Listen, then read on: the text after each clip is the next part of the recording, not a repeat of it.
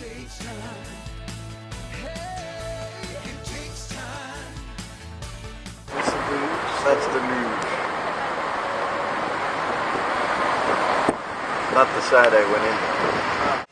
Another interesting tidbit about traffic in Paris, that there's very little use of the horn.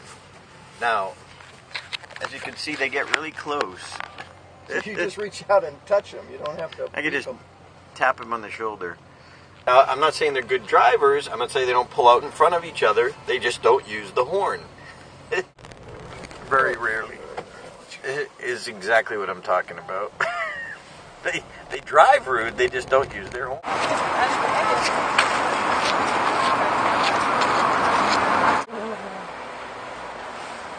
Apparently, Batman and Superman changed teams. This sheds new light on our superheroes.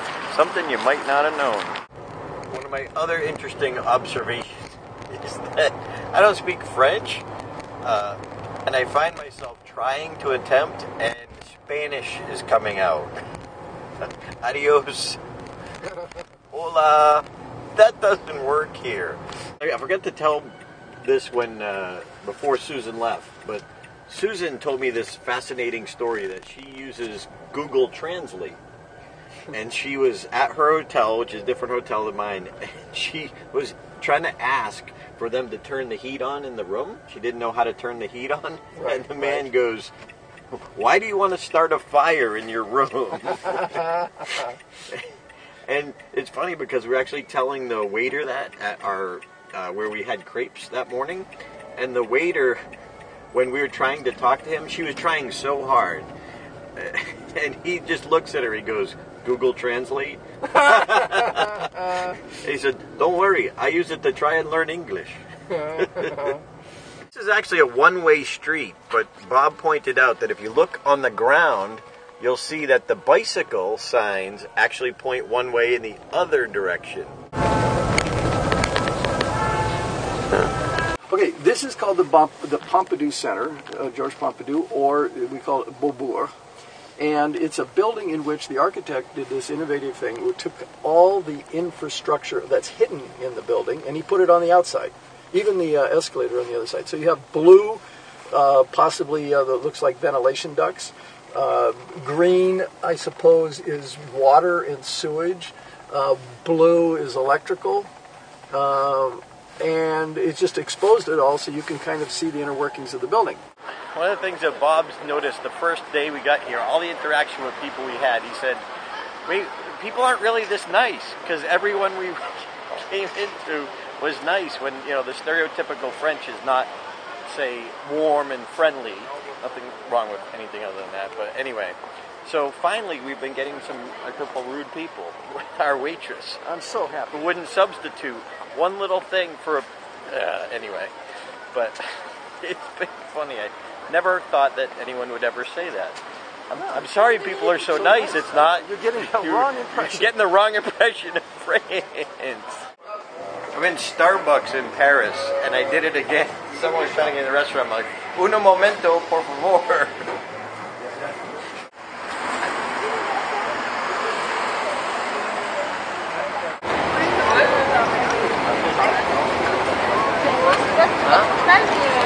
So what Bob explained to me is that lovers come here and they lock their love and then they throw the key into the river. I think it's a forever thing.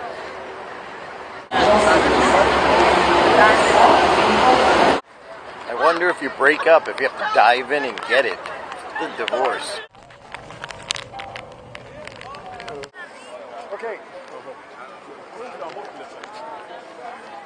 Oh!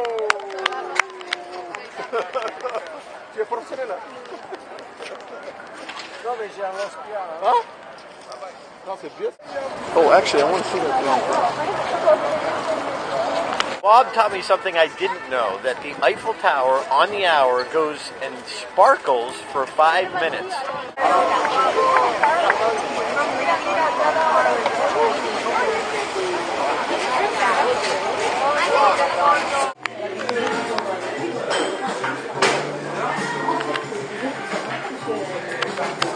Notice all the empty tables. Now I'm getting into French culture. All these empty Now tables. No. You can't eat here. You need reservations. Are you kidding me? Really? You don't serve Americans. Okay. But Bob has taught me something interesting that, sometimes we hear that the French have a bad rap about not being polite or maybe a little cool or something like that. But what was explained to me, which makes a lot of sense, is that a lot of Americans just come expecting that people speak English. So I kind of don't blame them when you're in their country that you should probably at least make an effort. So if you make an effort to try and communicate and don't have that entitlement attitude, that you're, so far have been pretty good. Well, until this restaurant.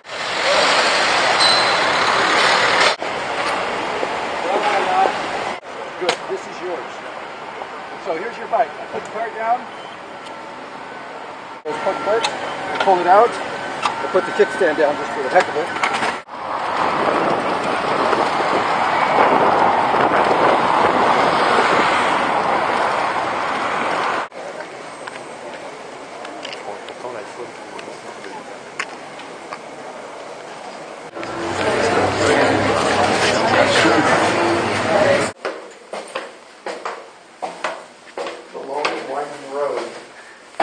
It's like we're going to see the Hunchback, only the wrong church.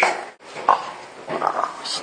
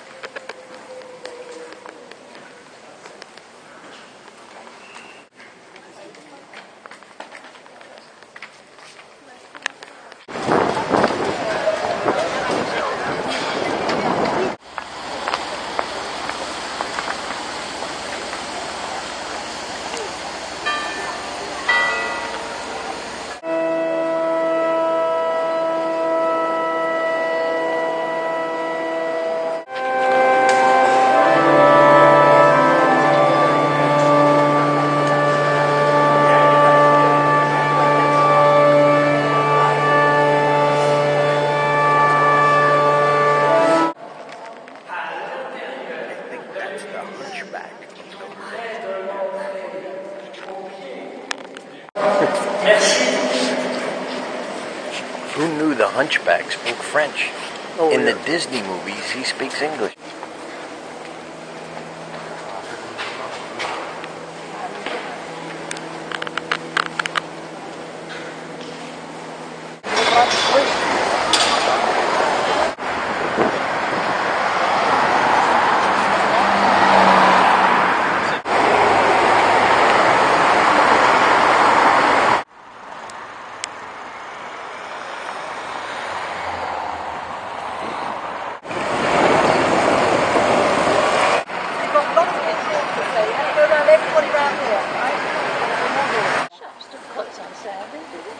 Some of them don't. Any of the Jewish shops will, yes, but they're making the most of it down here. So this end is 19th century, but if you look down, you'll see as we move down that everything narrows in and becomes more 17th century.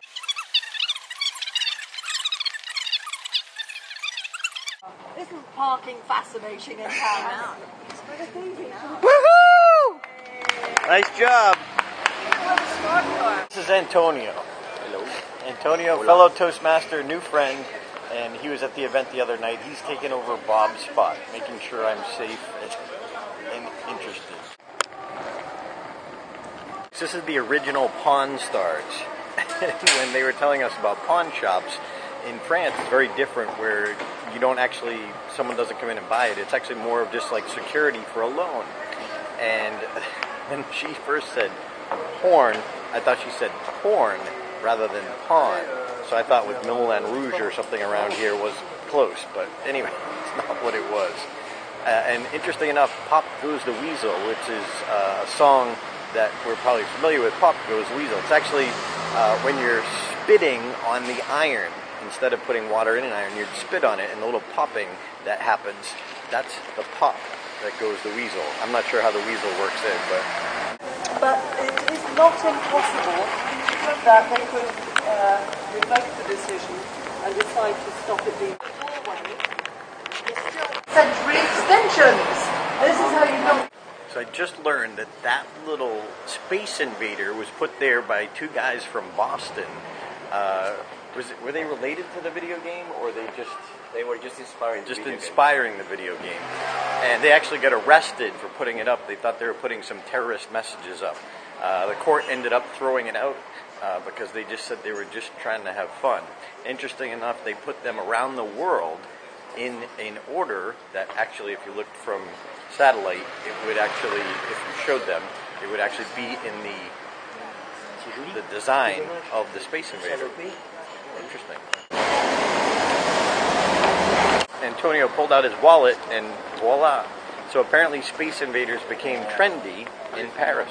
Walking tour was a really cool idea until it started raining. Pouring here in Paris, but the end of the walking tour, but what was just explained to me is that Victor Hugo lived right over there. The man who wrote Hunchback of Notre Dame, or Notre Dame of Paris, as it was originally called.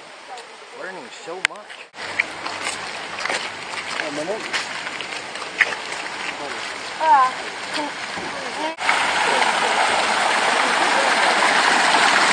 So Antonio and I stopped at a little cafe, and what's interesting to me is that all sugar is in cubes here. So, and he's having an espresso. Yep. Everything's espresso here. Everything's espresso. Cafe American is espresso with a lot of water and a little milk. That's it.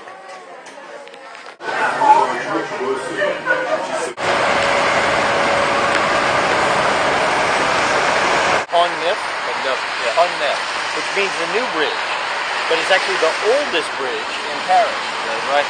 But the first new one that they reconstructed. These little.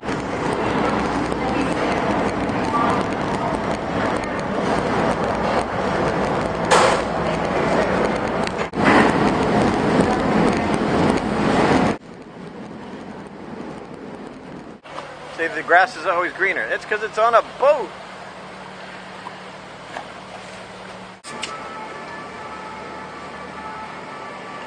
Notre Dame? Yep. That's where we were riding bicycles when I pulled over and got the other view. Oh boy, he turned in the 1970s into a museum dedicated to the contemporary art sculptures in an open air.